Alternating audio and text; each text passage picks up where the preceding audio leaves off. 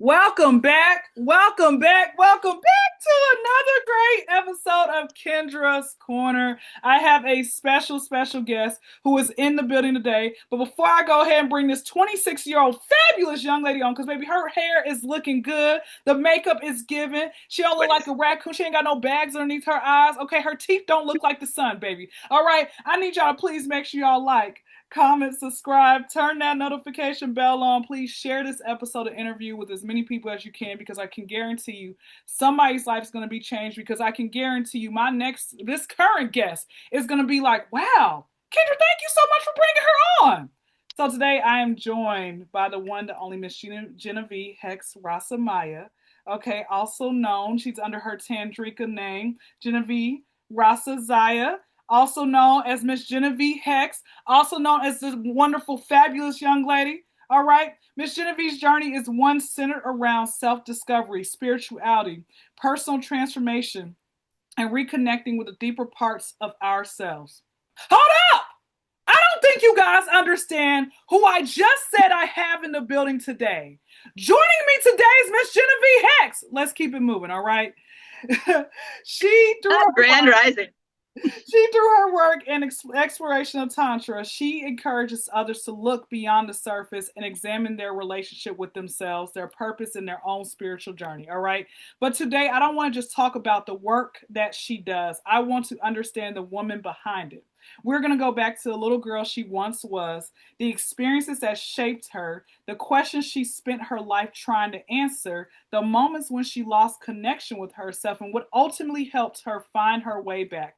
All right, because here on Kyndra's Corner, I make sure we go through those deeper level of conversations, those intellectual type of questions that are being asked, for you all to get to know, love, and appreciate my guests even more. All right, we're going to be talking about childhood, spirituality, identity, healing, purpose, and personal evolution. And y'all, I have a dissertation more, CBS receipt about Miss Jenevieve, but if I kept talking, I would never bring her to the waiting room. And I not only wasted y'all's time, but I wasted hers too. And baby, we ain't got time for that. Without further ado, without further ado, Miss Jenevieve Hexxx is Grand Rising. intro. Yes, that is how you introduce people, okay? You got to come with the energy. I just set the bar high. And you might have to mess up on a couple of words in the intro, but baby, y'all got it. Y'all got it, doggone it. How are you? You said it all. I think there's nothing left for me to say. I think you explained everything so well. I'm done. Hey, that's it. Well, thank you so much for taking out the time of your day to wanting to come on my podcast, be able to, talk shop, parlay, share something that you may have not shared on different interviews. So, Miss Jenevieve, are you ready? Oh yeah. Oh yeah. All right. So listen, before the world, I'm always ready. Of course. So before the world knew you as Miss Jenevieve Hexxx or Miss Jenevieve Rasamaya, who was the little girl growing up? Like, take us back. Did you grow up like in a two-parent household? Where are you from? Like, did you come from love, survival? Let us know. Come from love. Okay. Actually, it was a rather unorthodox. I mean, in some ways, amazing. I didn't have a lot of rules or regulations, so it didn't take my brain into judgments, or they had such a free flow. I was born in the 60s. Okay, so it was very No, you love were and not. yeah, I was. No, you were not. Yes, I was. Yeah, I was.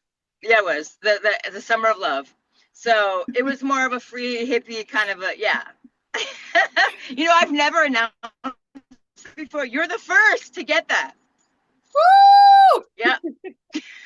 You're the first to get that. Yeah. I mean, I will talk about it because I have a whole health regimen and a youthful around love and spirituality, how that brings youthfulness to the glow, to the human. But so anyway, yeah, so there was a very free, loving kind of a vibe. And so I didn't have there wasn't any strong religions or anything that they embedded into me. So I was very creative. I always had the second sight. In other words, I had psychic ability. So when I was small, I had these two spirit guides named Jonas and Dubus. Okay. And Jonas and Jubis followed. Everywhere I went, we had to set dinner table for them, the plates. We had to open the car for them. And my parents never, they didn't discourage my creativity, which I feel I'm really great. They weren't very loving, but I love that they never discouraged my creativity. I was able to be who I am.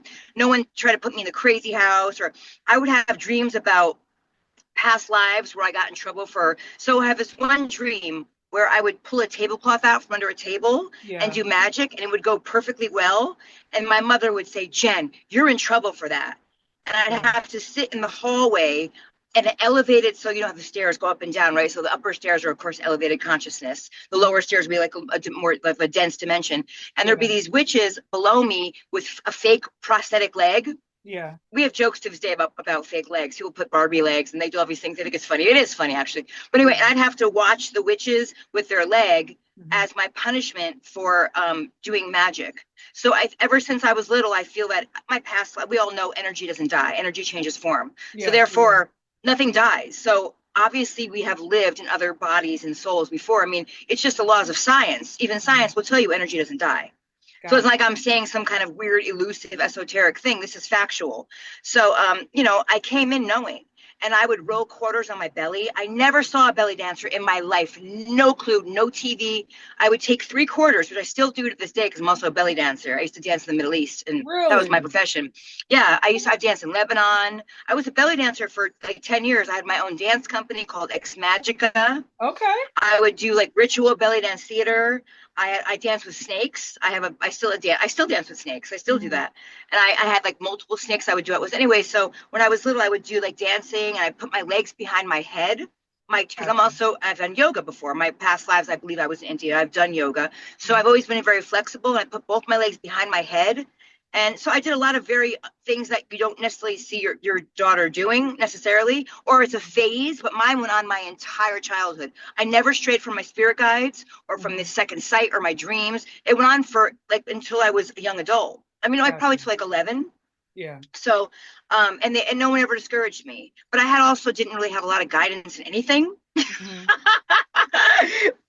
the downside. I didn't really, as the question about love, I didn't really have a really strong sense of love. I did when I was little, but then there was a big change in my mom and my family, and my mom moved in, and then she lost her way. I God bless her. She found, I think it was because she was taking medications and stuff. And Yeah. Yeah. I understand, like, there's no hard feelings about it. We all lose our way. We all came in this life with our stuff, and we lose our way. The goal is to find your way again. And she did eventually, but as a child, so I was sensitive, and I had to learn how to really be tough very quickly because I had no real guidance, and I was on my own at a very young age. I mean, I had to leave. It was bad. So I left at a very young age.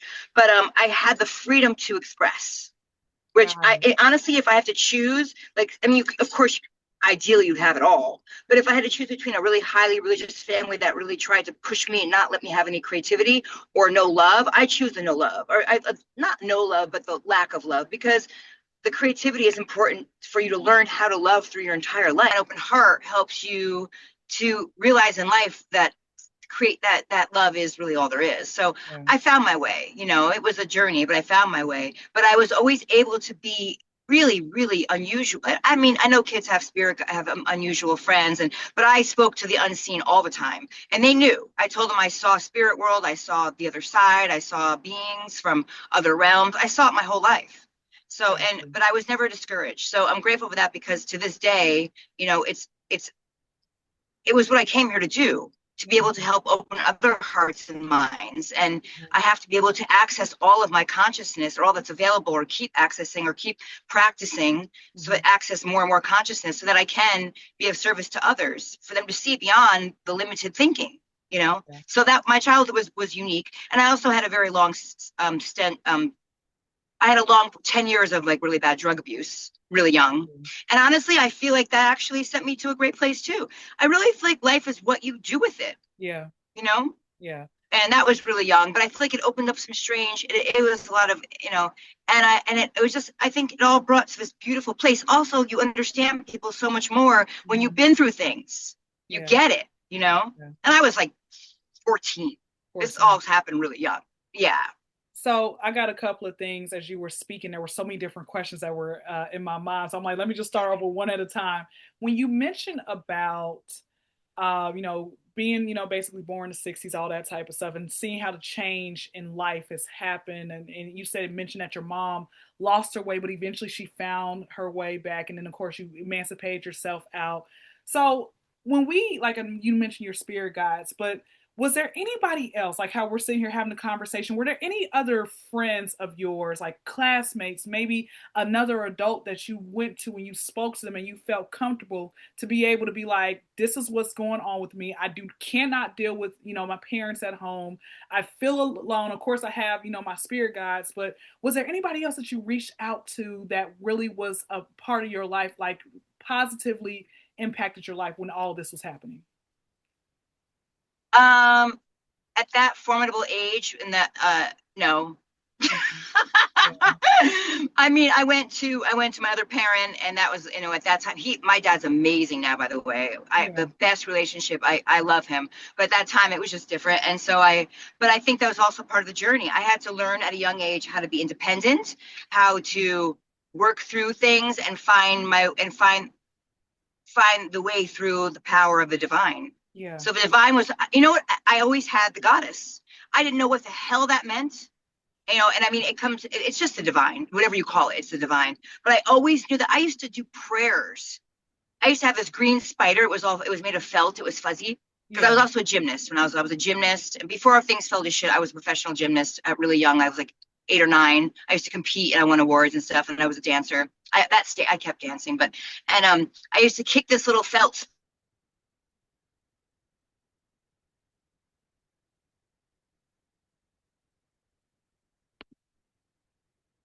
I came into this life with it. And I Mm-hmm. think the other time is like people that are going to do exceptional things. I mean, everyone is exceptional. This not saying anyone's better than the other people, but Yeah. Yeah. sometimes you start off rough. Like there is certain see different kinds of beings that start off life rough. It's kind of how, and then it gets way better as they go along. That's true. It's kind of a thing, yeah. That's And I mean, true. it just gives us the tools. It gives us the tools. But I had like my aunt; she was amazing. So Mm-hmm. disco was really popular back then.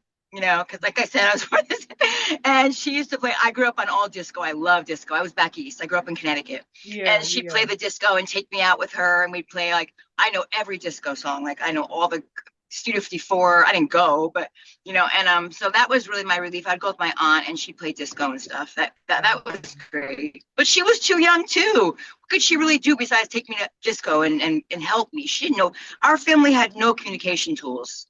A big Greek Really. family, dramatic Greek. I mean, I love Greeks. They're passionate, but like the their communication ability is interesting.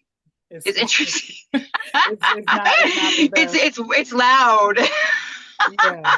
Yeah. So let me ask you this next question. So, when did you, because it gets to a point in our lives, right, where we have to be able to forgive, especially with our caregivers or people around us, whoever was like the first ones to show us what life is. We got to be able to forgive them for the people that they did not get a chance to be like what we wanted them to be. When did you finally get to that place of forgiveness for your parents, for them not being the one, being who you had, I guess, imagined for them to be? um, I don't to this day and always I don't stay. I don't.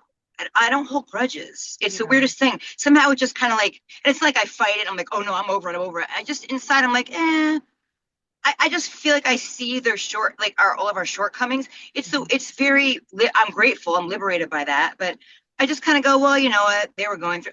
It's compassion, Mhm. right? Mhm. Compassion Mhm. and discriminating wisdom. I Yeah. was mad at my mom like around 17, 18, and then I just kind of didn't talk to her. And then as she got older, I saw her struggles, Yeah. and I thought, man, I feel for her. I really feel for her. She doesn't have the tools either. She didn't have the tools. She grew up in a dysfunctional, like she didn't know. And I just saw her pain and Yeah. I had compassion. I just had Yeah. compassion.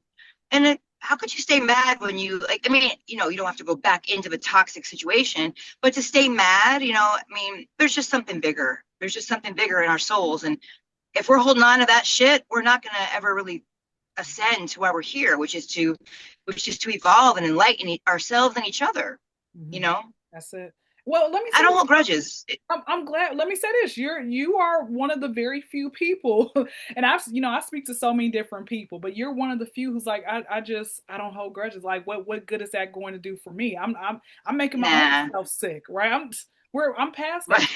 I want to ask you this as well. So you did mention about that I believe you said earlier it was alcoholism, or was it a drug addiction that you had some type of Oh addiction? no, it was methamphetamines. Got you. So let's go back. Let's go back with that. Take us back to the day, like what led you saying, you know what, I'm gonna go ahead and try this. And when did you get to the place where you said, I have got to get myself clean. I can't live like this no more. I was in high school. I was like the first year of high school, like 15. Hmm. And this woman came to class, or this girl, and she was like all happy. And she was usually kind of like, melancholy. And Hmm. I was like, what's going on with you? And she's like, oh, I found this new thing. And it makes you really, and she paused and she went, happy. And I was like, happy? Because I was like I was not eating. I was just depressed. But Yeah. still doing I still doing acting and dancing. Like those were my outlets for my joy. But I wasn't really that thrilled with other things. And I was like, wow, it makes you happy. I want some. I gave her $25. I was like, wow, because back then it didn't kill you. It wasn't like now where you do a line of something, you're going to die. If there's no Yeah. fentanyl back then, if it was now, oh my goddess. But back then, you could just do a line. It wasn't like the end of the world. You weren't going to die. But anyway, and so I used to hang out on the Sunset Strip Okay. underage. When all the hair band, it was the era of all the hair bands. So like it Mhm. was Guns N' Roses, Motley Crue, Jane's Addiction, Gene Loves Jezebel, Damn Yankees, like Faster Pussycat. It was Yeah. all patchouli. It was the Sunset Strip in the 80s was like a really big place and I used to go there underage. Nobody ever checked your ID. So I went to the Troubadour, which is a sleazy old bar, but like it's where all the bands, like we used to hang out with Motley Crue. Everybody hung out. It was back then there was no security. Nobody gave a shit. And I was too young and nobody cared. And I went into the bathroom. No, it was the Whiskey a Go-Go. I went in the bathroom and I did a line. And I was like, oh my goddess, I didn't say, oh my goddess at the time, but I was like, this is the answer to everything. This is it. And I was like, this Yeah. is what I was looking for. And then that was it. And I was up all night talking to people. I was outgoing, and then that was it. And that was a struggle for like 7 years. Yeah. Yeah. Yeah. And I used to pray when I would do drugs. I would say, thank you, Goddess, and I still Goddess, and I still had no, I hadn't found Kali yet at that point.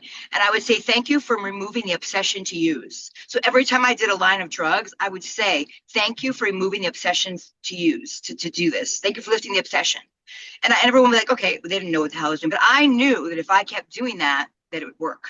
And it Yeah. did. It, And it did. it did. Yeah. I What never was went to a rehab, knock on wood. I just kept praying. I kept trusting in the divine. I kept trusting. got you? Yeah. Was it the to get to the place of you trusting in the divine? Was it you were like you woke up and you have this bad crash, or you're like, bro, I'm going broke, spending my money on this? What was your wake up call? It was just inherent my whole life that the divine was the power.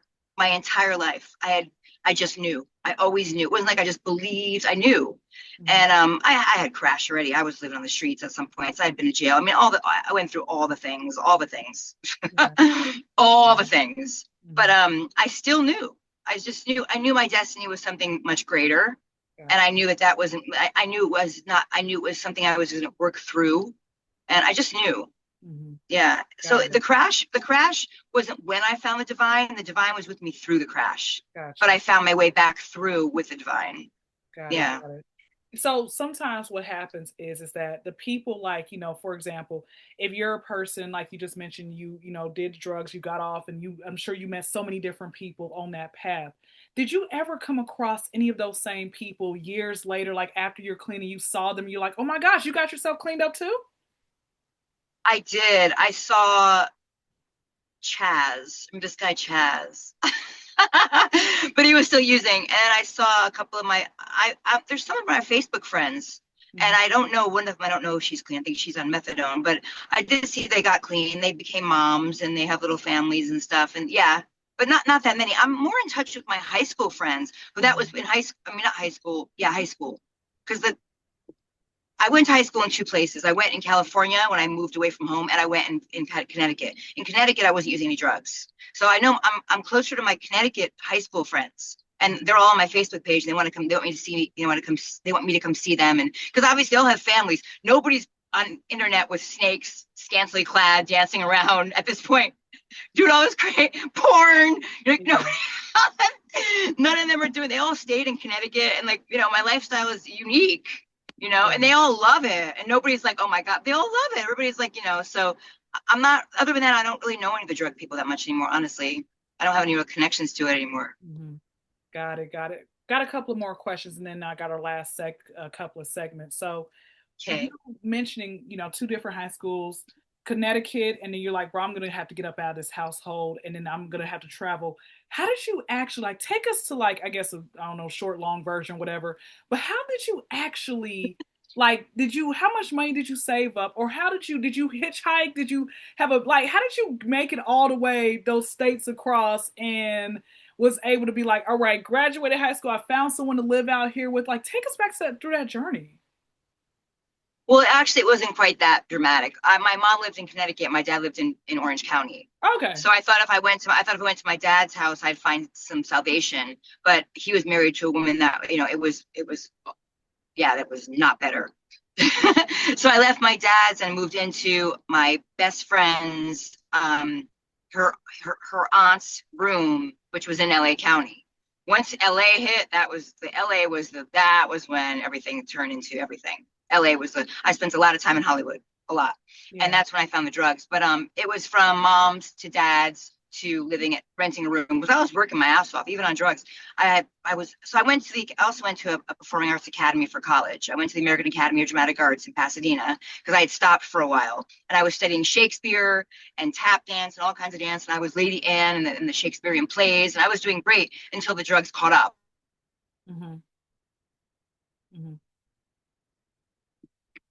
Academy is when it got really, really bad. Yeah. There's a lot of things in there. But so I went from like one parent to other parent to renting a room from working.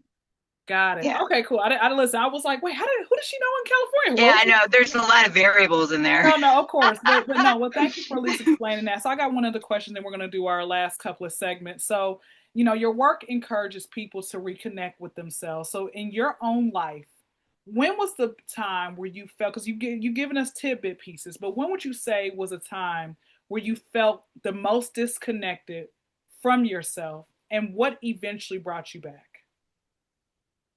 Probably like about age 14 when everything got kind of shape shifted in a very dramatic way. Mm-hmm. I really was like 14, 15 was the most, all the way to like 17, But I don't know if I felt more lost or just, I don't know if I felt like I was still a divine soul on a weird journey. Like, I don't know and lonely, like alone, but not alone. It's weird. I don't really know how to explain it. Mm-hmm. And I was so high. I don't know if I don't think about it too much. But I know it was scary at times because I was homeless at times too, and in the company of some very bad people. Yeah. But I think like at 27, I was on point. 27 during when my Saturn return was about to hit. 27, I was on point and clear. Gotcha. But I still had all these great points in between. I was dancing. I still did all these great things. But I'd say 27. 27. Yeah. 27. Yeah. Gotcha. Well, all right. Well, just thought about something else before we go to our, with the final round. I noticed, like I said, when you mentioned, was talking earlier in the very beginning of the conversation, was saying, hey, nothing like when it came to religious studies, like, hey, parents, like, you choose whatever you want to, and then you eventually found guidance and everything. Did you ever study like Buddhism, Islam? Did you attend a Christian church? Did you when it came to studying other religions, did you ever like dip your toe in them and say, let me just try it out to see what it's about? Or you were like, I don't ever want to even try to study these other religions? Oh, I did. I studied Buddhism, but then at age 19, I was in a bookstore. This was a turning point. Actually, 19 is a huge turning point in my life, probably more than 27. I was in a bookstore called the Bodhi Tree in Hollywood, and I saw the 30th anniversary edition of Tantra magazine. It had the goddess Kali on the cover in a cremation ground with her skulls and her skirt of arms looking fearsome and frightening. And I saw the magazine and I was drawn to it. Like I think I studied it for like a day and night straight without sleeping. And I found the path of Tantra, which is Hinduism. It's Eastern spirituality. Mm-hmm. It's not neo Tantra where they're just about sex. That's fine too, but neo Tantra is a Western concept, and traditional Kali Kula goddess or Shakti Tantra is an Eastern spiritual pantheon that is extremely potent, and it's been around for like thousands of years. So I found Kali and I started to fiercely study Hinduism. And I had gurus in India, and I've had many, many teachers. And that was my turning point, I think 19, even though I wasn't quite sober yet, is when I found the goddess Kali. And then I became, now as I teach Kali Kula and I teach Tantra, I teach Eastern and Western Tantra, the Neo too, a little bit. And I teach all of the yogas and the pranayama, the mantra and mudra, all the techniques of Hinduism for others to find and liberate and free their soul too, and live the bliss and the magic that we are meant to live. Yeah. Devoid of the fluctuations and the afflictions of the mind. Gotcha. So so Eastern studies are pretty much all I do. Gotcha. And either studying or teaching or on sojourns. And so that's my dharma. Got you. Well, there it is. Well, as we're wrapping up, I always allow my guests the opportunity to share any final thoughts that you would like to leave with the audience. Shout out your socials where people can support you, your Cash App, PayPal, Zelle, your next door neighbor's lemonade stand. Go ahead and go. Okay, if you'd love to learn about real spiritual practices that literally will transform your life into beyond what I can even describe in words, thegoddesssanctum.com. So it's thegoddesssanctum.com has all of my links to my immersions, my in-person teachings, the school, everything. If you want to explore sex, I also am a porn star, but I also include sacred sexuality in some of the porn. That's going to be a huge thing coming up. And that's under Jenevieve.com. So Jen, Hexxx.com, Jenevieve.com. And you'll find the link to the goddess stuff on the Jenevieve site too, but you won't, vice versa, you won't find. And then I have a podcast called The Red Temple of Hexxx, where we explore tantric transmissions, mysticism. My first episode was with a guru from Nepal named Yogi Guru Prakash. We talked about Kundalini, yoga, and the path, and how it relates to our life and sexuality, and what it really means to have, what highly evolved sexuality really means. So that's on the Red Temple of Hexxx with 3 X's. I just started the podcast. So, and I'll be talking solo there and sharing about my belief system, my teachings and offerings, and also fun, laughter, wild. My temple, I live in a temple. I live in a goddess temple. So we do things about the temple and offerings from the temple. It gets wild. We're pretty wild individuals. We definitely know how to have a good time. All right. And right before we go to our cool down question, spell out, you said the goddess sanctum, spell the first. Oh, okay. Link. Spell that out for me. Okay, so the goddess, so Goddes, the goddess, and then the word sanctum, which is SANCTUM, which SANCTUM, sanctum, the goddess sanctum. So just the word goddess, regular, and then sanctum. All right. Yeah. So, okay. Got you. Just so. And I'm on social media under Jen Hexxx and Jenevieve Hexxx on Instagram and Twitter. And if you could just put Jen Hexxx, you'll find everything. JENHEXXX. You'll still find the goddess stuff. It's all linked. Got you. Well, there it is. I'll make sure to place what she said in her description box. So if anybody wants to go ahead and support her, you all have no excuse as to why you all cannot support her. All right, let's do these cool down questions that we were able to hand select. So what was the best or worst date that you have gone on thus far? Because my life now, I really don't date. I mean, I'm not opposed to it, but I'm just like, I'm so completely divinely enjoying my own time or my life that I'm not craving anything. Mm-hmm. But I never really dated. I've just kind of fallen into shit. Like I moved to Sedona, right? And the first day this guy messages me, he's got a flute, very hippie. Sedona is very hippie like. I used to live there. And it's all like hippie and spiritual. And he's playing a flute on Facebook and he's like, "Can I help you move in?" I'm like, "Yeah, come on, help me move." And he helped me move all my stuff. And then we became partners, right? So, and then another time I moved to I went to a festival, a Burning Man festival, Burning Man. And this guy had this beautiful art car. And I was like, "Damn, this is beautiful." I walked up in his rig and we hung out. And then he's my boyfriend, right? So like, I don't really date. It's kind of like you just fall. It's the goddess, just, they plop into my lap, whether I want them or not. Yeah. And listen, you ain't missing but I nothing don't really on have the any dates. bad. What? I say you're not missing nothing. You living your best life, so you're okay. Yeah. But I mean, I love men. They're beautiful. But I don't know if I've had any bad dates. I would just say bad relationships. I've had bad relationships. Oh, wow. Yeah, I've had those. I've had to learn a lot through toxic relationships too. But it's all, again, been beautiful. But that's probably my best answer. Listen, it's a part of your journey where you can share with people. All right. The next one is, what was your very first car and what happened to it? It was a stick shift, which is crazy because I didn't know what my dad was like. "If you want this truck," now I love trucks. Right now I have a van and a truck. Back then I was like, he's like, "I have a truck, you can have it." My dad was like pretty. He's no, like he's like, "You fuck, you do." He's old school Italian. He's great, but he's also old school Italian. No fluff. No, like, you just fucking do it. You handle your life and you do it. And I'm actually really glad that I got that because I don't blame other people for shit and all that silly bullshit. Anyway, and it was a truck and it was stick shift. And I'm like, I don't know how to drive a stick shift or a truck. So I had to figure it out. I had to drive a stick shift and just figure the shit out. And then I don't know where it is now, but now I love trucks. But it was a stick shift truck. All right. There it is. There it is. I like trucks as well. Well, let me go ahead and end this out in a short prayer. It will not be a Thanksgiving prayer because we all have been in the room with someone who prayed a little bit too long for our like. And we're like, "Bro, what are you even talking about now?" Right? So, most gracious Father, I want to say thank you so much for everything. Thank you for the life that you've given us. I want to thank you for my special guest, Miss Jenevieve, who is a woman of virtue. She's a woman of excellence. She is a woman of kindness. She is everything, God. The fact that when I am even before she came on to do this podcast, I got a chance to check out her work and everything else. The fact that when I see how I'm seeing your light shine through her means so much. So I just ask, Father, that more people that she comes across, that they'll be able to see the same thing I see. I thank you for all that you've done for her, that you've been there for her through the good times and the bad times, that you were able to rescue her from her toxic household, that you were able to rescue her from her drug addiction, that she didn't die out there on the streets, even though she was homeless at one point. I thank you that you were still there covering her every step of the way.